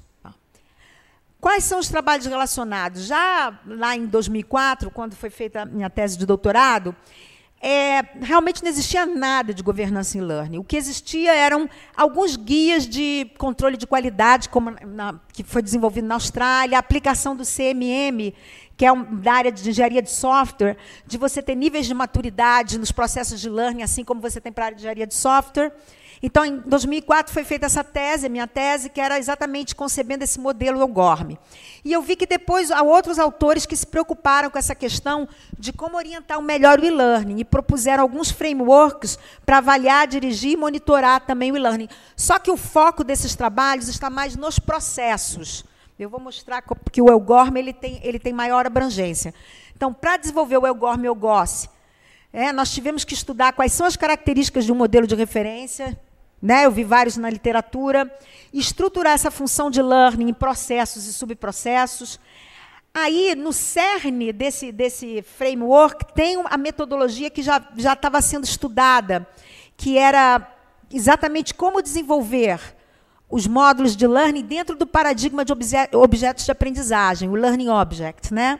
Por isso que essa metodologia IS de Mello, que é a Instructional Systems Design Methodology, é para e-learning objects. Bom, e depois disso, nós também definimos quais eram as principais estruturas de informação e seus atributos para serem manuseados por esses processos. Avaliamos ainda quais são os possíveis riscos presentes nos processos de learning, né? E os padrões de controle, que seriam as regras e métricas de governança para gerenciar esses riscos. Esse modelo foi validado com representantes acadêmicos nacionais e internacionais na época, e também com profissionais da Petrobras, de algumas empresas brasileiras, da ESSO, Petrobras e outras. Aí existia uma pequena semente do EUGOSS na época. Então, agora retomamos esse desenvolvimento, fazendo um protótipo, e estamos, porque a gente quer, lá no Departamento de Mídias Digitais, poder monitorar melhor o desenvolvimento desses projetos de learning à luz do planejamento estratégico que vem da presidência. Bom, então, falando rapidamente, o EUGORM, ele tem esses 7 componentes, qual é o propósito, onde ele se aplica. Eu já tive empresas, instituições de outros estados, que me escreveram perguntando se o EUGORM poderia ser aplicado lá na empresa que eles tinham. E a audiência, quem é que usa o EUGORM, alguns conceitos e termos básicos, os papéis e responsabilidades de todas as entidades envolvidas, os modelos de maturidade, exatamente para você poder medir em que nível de maturidade a empresa, a instituição está. E o arcabouço conceitual, que seria, digamos, o coração do modelo. Então, o arcabouço conceitual, né, aqui já é um nível detalhado, não vou falar de tudo isso, e, basicamente, aqui no arcabouço conceitual, a gente tem os processos, as estruturas de informação, as regras e métricas de governança. E os processos têm o planejamento, a execução do programa de learning e a otimização dos processos. Aí estou preocupada com o tempo, vai andar. Bom, aqui é ele inteiro, em todos os níveis. Então, vocês veem quantos subprocessos não tem. Aqui, olha, bem aqui embaixo, na parte de execução dos projetos de learning, vem aquela metodologia que lembra o EDIN, né? Que, 10 minutos? 10 minutos ainda com as perguntas. Então, aqui embaixo, que seria a parte mais de design instrucional, que é mais conhecida, né, pelos pesquisadores. Então, passa. Então, voltando, arcabouço conceitual, processos e estruturas de informação, regras e métricas de governança. Passa. Então, os principais processos são o planejamento, que tem o programa, planos, infraestrutura técnica e administrativa. A execução, que seriam os módulos propriamente dos cursos, com objetos de aprendizagem. E, finalmente, a otimização, que é onde você é avaliado para poder subir no seu nível de maturidade. Então, as estruturas de informação foram descritas nesse formato, foram agrupadas conforme a necessidade de informação e vão ser detalhadas numa fase posterior. Passa, por favor, André. Vai, passa. Eu estou preocupada com o tempo. Pode passar, vai. Para poder mostrar as telas, senão... Existe um algoritmo para as regras e métricas de governança, que seria exatamente riscos, quais são os padrões de controle para minimizar esses riscos, aqueles fatores críticos de sucesso para cada processo. Então, a ideia é, cada processo daqueles, que vocês viram que está lá detalhado, nós vamos definir quais são os objetivos finais e que métricas eu posso colocar ali para ver como ele está se desempenhando para atingir o objetivo final. Por isso que a gente tem esses indicadores não só de objetivo, mas também de desempenho. Bom, aqui eu gosto que, então, seria finalmente o sistema que digamos, é o foco desse paper, né, desse artigo. Então, nós usamos o ML para definir casos de uso, os diagramas de classe, e vamos falar sobre alguns aspectos de implementação. Então, os casos de uso do EUGOSS são esses 7 aqui. Você analisa a situação atual, você planeja o programa de learning, você projeta o módulo de learning, você tem o desenvolvimento propriamente dito do módulo, você tem o acompanhamento que é feito pelo tutor, pelo aprendiz, né, que é exatamente onde você entrega o módulo. Você tem a avaliação e, por fim, você tem a otimização dos processos. E aqui nós temos as entidades, né, que participam de cada um, como o designer instrucional do lado de lá, em cada um desses casos de uso. Então, passando para o próximo. Esse é o diagrama de classes que estaria das classes sendo manuseadas pelos casos de uso, pelas funções vistas anteriormente. E agora um recorte dessa parte, que, como eu falei lá no Departamento de Mídias Digitais, nós somos responsáveis pelo desenvolvimento de cada projeto de learning. Então, nós temos o plano anual do e-learning com esses atributos, que contém N projetos de learning. Cada projeto de learning tem entregas, que seriam exatamente os produtos que você entrega e que tem tarefas associadas, e as tarefas associadas têm funcionários associados a elas. Pode ser o design instrucional, os desenvolvedores de mídia. Então, Como é que fica isso? Passa para a próxima, por favor. Alguns aspectos. O sistema está usando, né, vai rodar no Linux, que é o sistema operacional das instituições públicas, né? Nós escolhemos também o servidor Apache, a linguagem de programação PHP, que é amplamente utilizada, e o Postgre como sistema, como DBMS, que tem uma boa integração também com PHP e outras ferramentas. Então, vem falar, vai. Então, na realidade, gente, o Linux, não acho que ainda tem tempo ainda, né? O Linux foi escolhido porque ele é um sistema gratuito, né? E ele é usado na maioria das instituições. Então, a gente queria uma ferramenta que pudesse ser usada em vários lugares, né? Instituições públicas, né? Que é o CEDERJ. E a questão do Apache Tomcat, que é um servidor web que roda em cima da plataforma Linux e também é de uso gratuito. Com relação à linguagem de PHP, que foi a linguagem de programação que a gente adotou, foi devido à grande disponibilidade dessa linguagem na questão de programadores disponíveis, quer dizer, se a gente precisasse de recurso para desenvolvimento, ia ser fácil achar, e ela também é facilmente hospedada em servidores web, então, quer dizer, a escolha foi nesse sentido. E o Postgre também é um banco também gratuito, então, quer dizer, né, foi uma intenção aí de reduzir custos, né, deixar a coisa mais aberta, e possibilitar um desenvolvimento futuro aí mais fácil. Então, vamos lá. Você não quer falar das telas? Não, fala do... Bom, então, isso aqui foi a implementação daquele recorte lá do diagrama de classes que a gente viu, que tem aqui é a tela do plano anual de learning, onde você aqui estaria, né, na realidade, essa não é a tela do plano anual, mas você está no plano anual e você pode cadastrar tarefas associadas a esse plano. Então, você teria ali o plano anual, que seria um plano normalmente, né, o plano ali de 2013, por exemplo. Aí você teria ali uma tarefa de elaboração de conteúdo, descrição da tarefa. O objetivo principal aí seria controlar tempo e custo, né? Quer dizer, você tem um controle de tempo e custo em cima da tarefa. Então, você tem ali associado ao plano o projeto de learning, que no caso ali foi um curso de governança em TI, que a gente botou ali como exemplo, e teria uma entrega ali que seria um objeto de aprendizado de planejamento estratégico em TI. Aí você está associando ali, quer ver? Volta um pouquinho, Lúcia, ainda. Você tem associado ali a pessoa que está responsável por executar essa tarefa, que seria ali a própria Lúcia, né?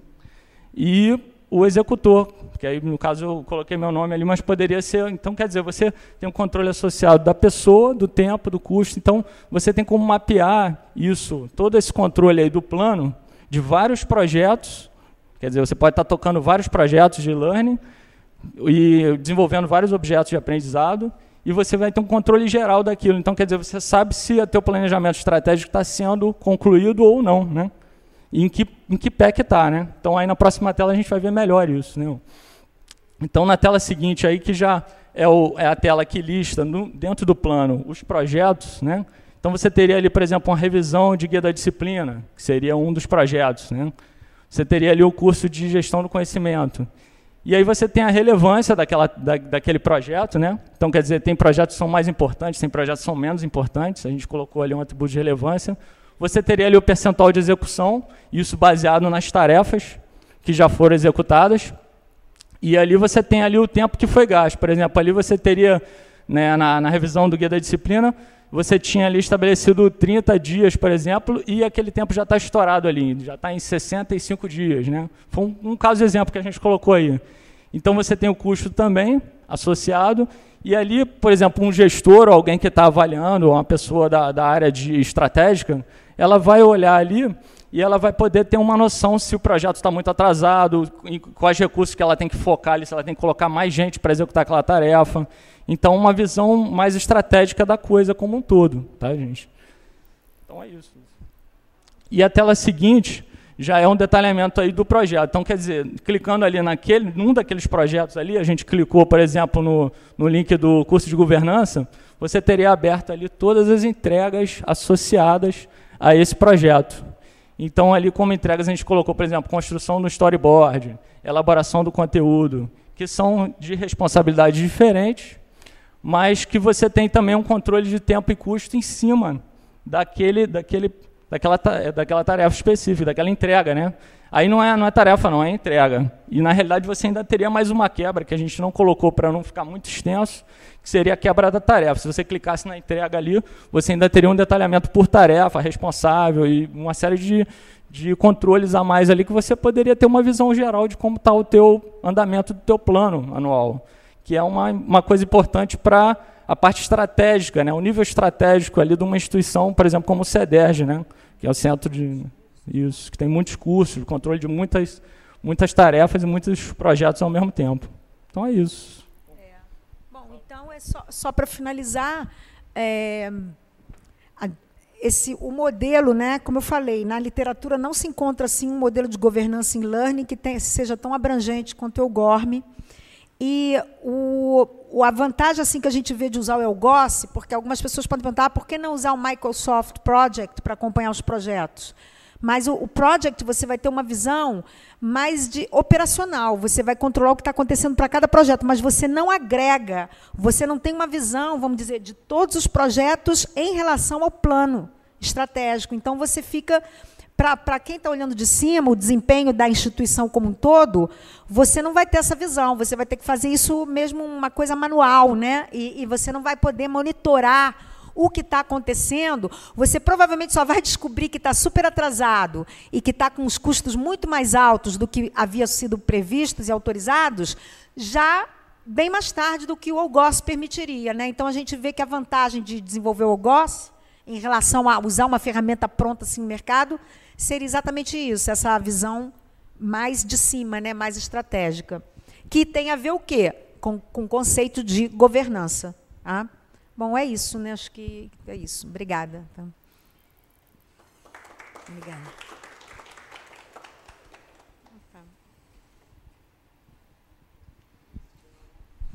Obrigado pela apresentação.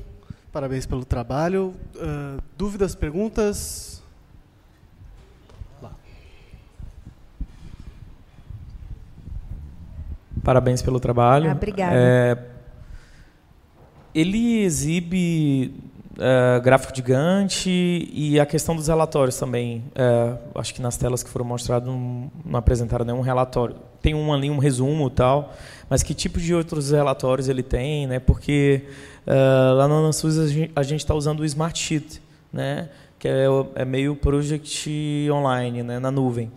E assim, nós conseguimos agora configurar alguns relatórios bem interessantes para acompanhar a produção dos cursos, dos módulos, dos conteúdos e tudo mais. Então, eu queria saber um pouquinho mais disso, sobre a questão dos relatórios e do gráfico de Gantt. Tá.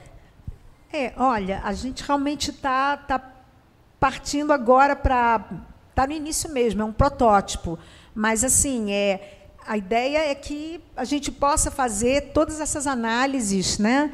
Inclusive, até assim, não sei se vocês vão falar, OLAP, né, da área de informática, ter essa visão de multidimensional, ou seja, até mesmo aplicar técnicas de data mining para ver certos padrões e se antecipar um problema. Mas, no momento, a gente ainda está incipiente, mas acho bom você ter feito essa pergunta, né? Bastante interessante, né? Mas a ideia é expandir isso para ser realmente a ferramenta de análise de planejamento estratégico lá do CCERJ. Obrigada.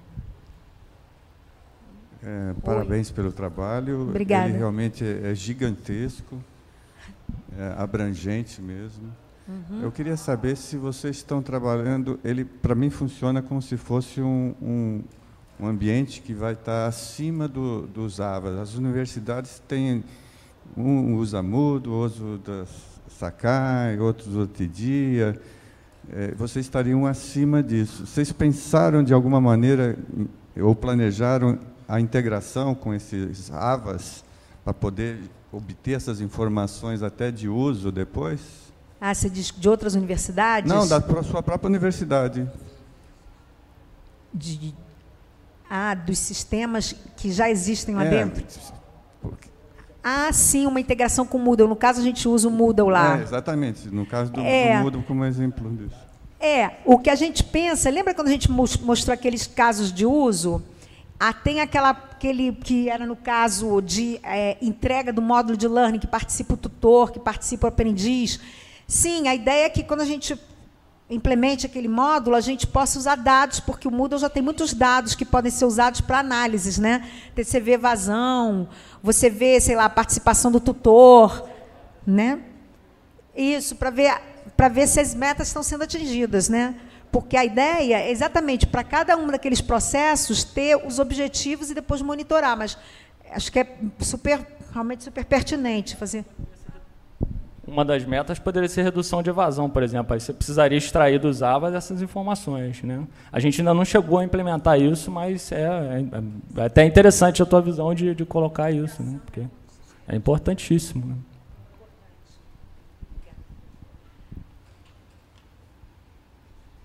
Bom, obrigada, então. Mais alguma pergunta? Só antes de eu fazer a minha pergunta, que seria uma complementação à pergunta do professor Clóvis, tem algum autor do próximo trabalho, Ambiente de Ensino Química Orgânica Baseada em Gamificação? Não? Porque a gente pode até estender, se vocês quiserem, um pouquinho a discussão.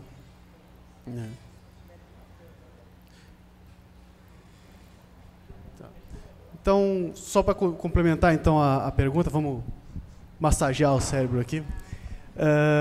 Então, eu ia fazer justamente a pergunta que o professor Clóvis fez, que é a integração, a conversa do sistema de vocês com o Moodle, ou com o Tidia, ou com qualquer outro sistema. Eu sou um admirador do consórcio SES, eu sou tutor à distância lá da Universidade Federal Fluminense, e eu acho que é bastante interessante que existisse essa comunicação e disponibilização do sistema. Vocês pretendem disponibilizar o sistema para que outras instituições possam usufruir do trabalho de vocês, e essa comunicação com as diversas ferramentas está incluído num plano futuro? Olha, eu estou achando ótimo, né, até vocês estarem colocando essas dúvidas aí, porque eu vou ser franca, né, acho que, por enquanto, a gente está tão preocupado assim, em produzir essa parte de acompanhamento dos projetos, né, que fica todo mundo preocupado, porque nós, na verdade, vamos dizer, prestamos serviços para os consorciados, UF, né, eles são os conteudistas, o CCIERJ transforma aquele conteúdo presencial em curso à distância. E esse departamento de mídias digitais é a linha de frente, que fica... Então, nossa preocupação maior tem sido realmente no acompanhamento do projeto. Mas, assim, essas colocações dessa integração com outros sistemas, de integração com outras universidades, estou achando ótimo vocês até estarem lembrando e reforçando isso, porque realmente acho que no momento não estava assim, né, assim, tão pensando, né? Acho que da forma que foi concebido, foi mais assim, a visão do CCIERJ, monitorando todas as atividades que acontecem ali e como fazer com que a gente vá para um nível de maturidade melhor. Porque o que são esses níveis de maturidade? O nível mais baixo é assim, você faz e-learning de qualquer jeito. Aí, já num nível melhor, você já sabe, pelo menos, você já tem um processo definido. Aí, num outro nível superior, você já começa a dizer assim, bom, agora eu quero ter um padrão. Tem que ter assim, um padrão de como desenvolver cursos. E a gente está lá no Departamento de Mídias Digitais, exatamente agora, tentando definir padrões mesmo, até porque está até tendo um concurso, né, agora, vão ser recrutados novas pessoas, você conhece a CCA, já deve estar sabendo, né? E a gente precisa realmente estar com aquilo meio que padronizado para as novas pessoas que vão vir, poderem conduzir já dentro de um certo nível de qualidade de tudo que o CCR já aprendeu esses anos. E a ideia é cada vez você ir galgar um nível de maturidade maior, até se chegar ao ponto, como você tem empresas que gerenciam muito bem a parte de desenvolvimento de software, né? Por exemplo, tem empresas que desenvolvem... Eu trabalhei na ONU, eu fiquei pasmo uma vez quando eu cheguei lá, eu era auditor, o vice-presidente virou para mim, não, eu quero saber o sistema que nós gastamos milhões, de quem foi a culpa. Porque a informática diz que fez tudo que o usuário mandou, e o usuário diz que o sistema não presta. E a empresa gastou milhões de tempo. Então, qual é a ideia? Exatamente quando você fala que o CMMI é dessa área de engenharia de software, é como a empresa cada vez mais está respaldada em bons alicerces para o produto ser bom e não gastar tempo e dinheiro com produtos que não vão atingir o usuário ou mesmo que não estejam dentro da missão da instituição. Então, a ideia é que o e-learning vá por esse caminho também, porque é caro, né? É caro. Então, por exemplo, muitas vezes você coloca uma ferramenta que as pessoas não têm preparo para usar. Então, não, o chefe lá de cima não, porque eu quero usar tal ferramenta. Quando você vai pesquisar aí, quantos estão usando? Às vezes, quantas regras são estabelecidas que a própria instituição não está apta, né, para... Então, eu acho que a visão da governança de learning é exatamente caminhar como foi para a área de informática, de você estar cada vez mais consciente dos sistemas que você está produzindo, para não ser uma coisa caótica, né? E, enfim, então essa visão de... Até porque nós temos comunicação com todas as universidades federais e estaduais, né, ali na produção daqueles cursos, realmente ter essa visão de incorporar, como você falou, ele colocou também, de usar os dados do Moodle. Com relação à disponibilização, a gente só vai ter que pedir uma autorização ao próprio CEDERJ, né, e ao diretor lá, para ver se pode compartilhar essa ferramenta. Se for possível, né, a gente, claro que vai querer disponibilizar, porque acho que, né, é uma ferramenta útil que vai ajudar aí, né, no controle de projetos e planos, né, acho que...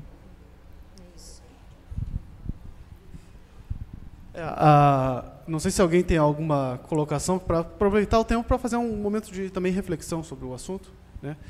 E a pergunta foi nessa direção de poder, à medida que se tem ferramentas desenvolvidas e que são apresentadas aqui num evento como é o CEBI, que outras pessoas possam usufruir, que possam fazer o download. Eu particularmente tenho a preferência de que sejam gratuitos e com código aberto, né? Então, e que também quero aproveitar aqui a sessão de trilha 2, que é de gamificação, e como que vocês consideram aspectos de gamificação ou de jogos digitais dentro do contexto do sistema de vocês ou dentro do trabalho de vocês?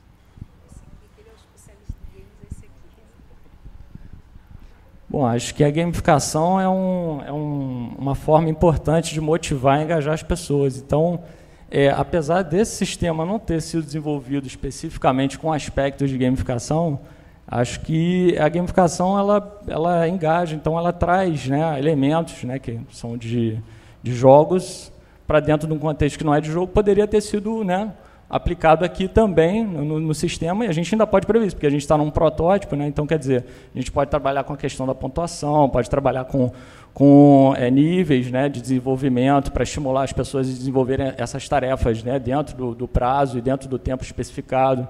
Então, tem todo um aparato aí de ferramentas e de possibilidades aí dentro da gamificação que pode ser utilizado, sim, aí ainda dentro desse protótipo, sim. Só que a gente não tinha previsto isso quando começou a fazer o protótipo, né?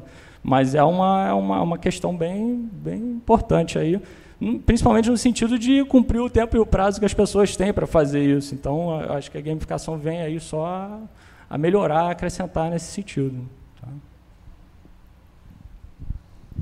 Alguém tem alguma colocação para fazer? Que até ele tinha perguntado aquela questão do stuff, né? Que você falou que no caso de vocês, como é uma coisa educacional, seria a recomendação do objeto de aprendizagem, né?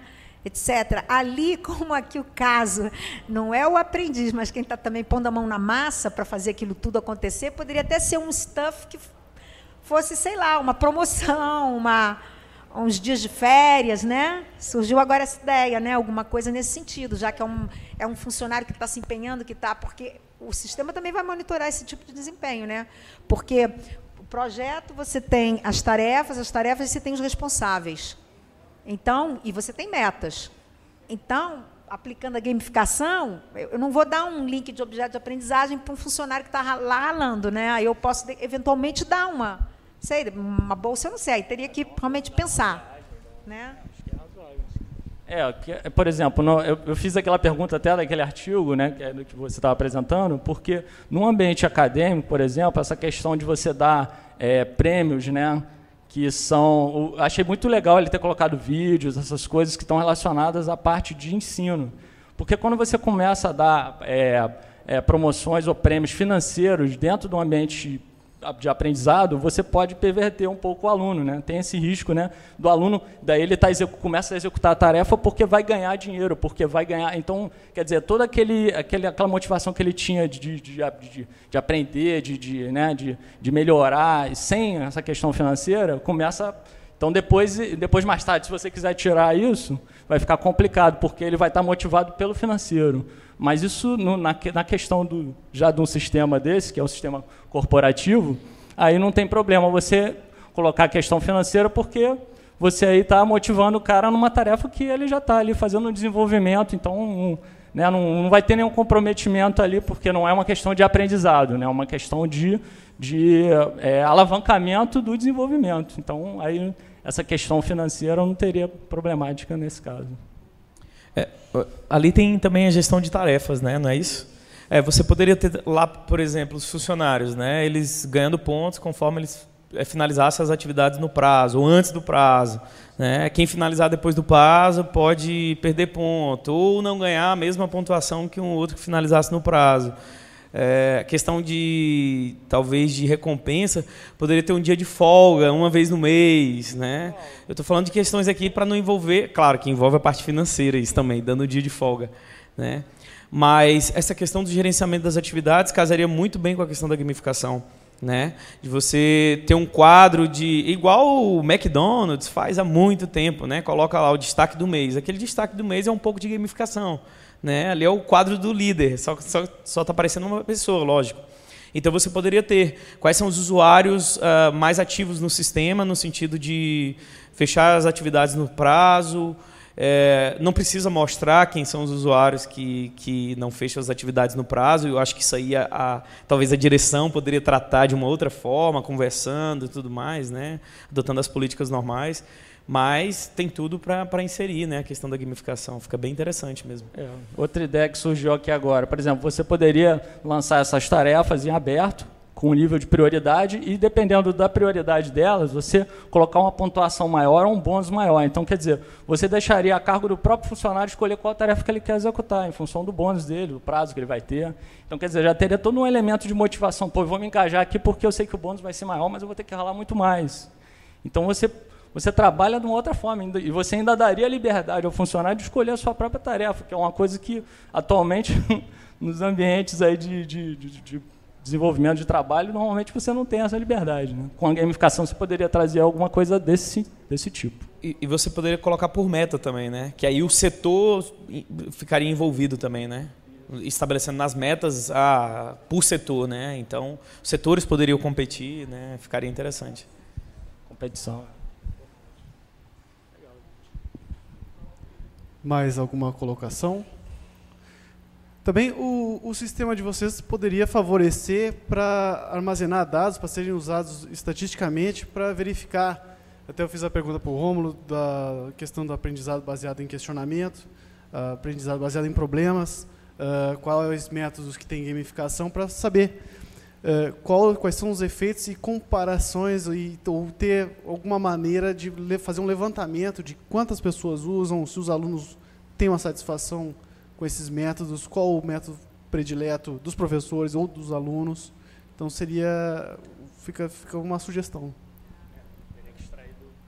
Seria alguma coisa que a gente poderia tentar extrair do AVA, né? Se o AVA provê isso, né? Importante, realmente. Uma outra sugestão também, eu acho que muito importante, principalmente para a questão de governo e tudo mais, para o local onde está sendo aplicado, é a questão do impacto financeiro, né, do sistema de vocês, né? Vocês mostrarem, sei lá, pegar os dados, quando não tinha um sistema, quanto que foi gasto aqui para a produção de cursos, né, de módulos e tudo mais, de guias, de manuais, por conta de atrasos, já que vocês guardam as informações financeiras, então dá para fazer um trabalho aí mostrando o impacto, né, financeiro, ficaria bem interessante também. Mais alguma colocação? Não? Então, agradeço a Lúcia e o André, obrigado, parabéns pelo trabalho.